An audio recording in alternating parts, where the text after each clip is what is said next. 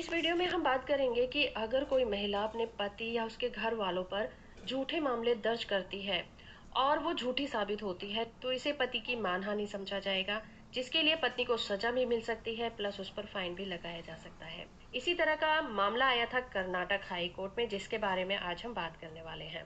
ये फैसला इसलिए अहम है क्योंकि जब पति पत्नी के बीच में लड़ाइयाँ होती हैं, उनके बीच में बात नहीं बनती, तो मामला पुलिस स्टेशन तक पहुंच जाता है और पत्नियां पति और उनके रिश्तेदारों पर इल्जामों की बारिश कर देती हैं और ये इल्जाम दोनों तरफ से लगाए जाते हैं।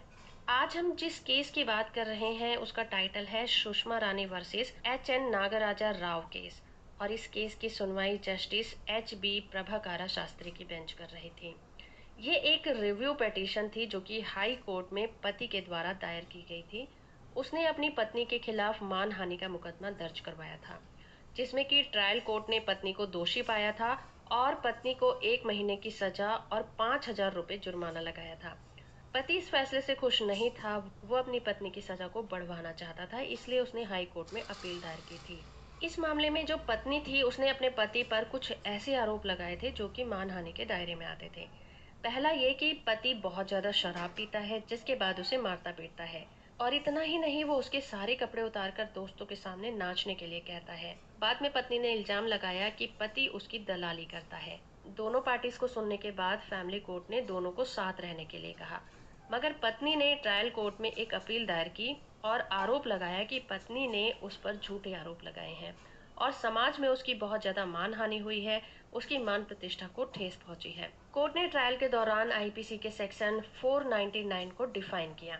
तो अगर हम आईपीसी के सेक्शन 499 की डेफिनेशन की बात करें तो ट्रायल कोर्ट ने कहा कि आईपीसी का सेक्शन 499 ये कहता है कि अगर कोई व्यक्ति दूसरे व्यक्ति के लिए बोलकर, पढ़कर, इरादे के साथ, इशारे से, फोटो के द्वारा किसी को नुकसान पहुंचाने के इरादे से उस पर लांछन लगाता है, उसकी मान प्रतिष्ठा को हानि पहुंचता है, और इसके लिए ये जरूरी नहीं है कि वो व्यक्ति कोई जिंदा व्यक्ति हो, किसी मृत व्यक्ति के कैरेक्टर पर भी ऐसा लांछन लगाया जा सकता है, तो ये माना जाएगा कि इंटेंशनली ऐसा काम करने वाले व्यक्ति ने आईपीसी के सेक्शन 499 का क्राइम किया है, जो कि मानहानि के दायरे में आएगा। तो ट्रायल कोर्ट ने इस मामले में पत्नी को आईपीसी के सेक्शन 500 का दोषी पाया और उसे 1 महीने की सजा और 5,000 रुपए का जुर्माना लगा दिया। इस फैसले को पत्नी ने चुनौती दी और एडिशनल सेशन कोर्ट और फास्ट ट्रैक कोर्ट में अपील की, जहां उसकी अपील को खारिज कर दिया गया। हाई कोर्ट में पति ने पत्नी की सजा को बढ़ाने की अपील दायर की, जिसके बाद हाई कोर्ट में पति ने पत्नी की सजा को बढ़ाने की अपील दायर की।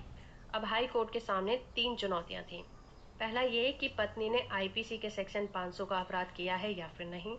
दूसरा ये कि ट्रायल कोर्ट के द्वारा दी गई सजा को बढ़ाया जाना चाहिए या फिर नहीं। और तीसरा ये कि क्या हाई कोर्ट इस मामले में किसी तरह की दखलंदाजी कर सकता है या फिर नहीं। तो कोर्ट ने ट्रायल कोर्ट और सेशन कोर्ट के द्वारा जो भी रिकॉर्ड थे उनको मंगवाया और उनकी इंस्पेक्शन की। दोनों पार्टीज को सुना गया और हाई कोर्ट ने कहा कि महिला की एज अभी 27 साल की है, उसकी 2.5 साल की एक बच्ची भी है और बच्चे को माँ की जरूरत होती है। तो ऐसी कंडीशन में उस महिला को जितनी भी कम सजा दी जाएगी वो ज्यादा ही होगी और बेटी के फ्यूचर पर इसका बहुत ही गहरा असर पड़ेगा। इसीलिए कोर्ट ने उसकी सजा को 1 महीने का ही रखा और जुर्माने की रकम को बढ़ाकर 15,000 कर दिया। तो होप फ्रेंड कि ये वीडियो आपको इन्फॉर्मेटिव लगी होगी। वीडियो को लाइक और चैनल को सब्सक्राइब करना बिल्कुल मत भूलिएगा।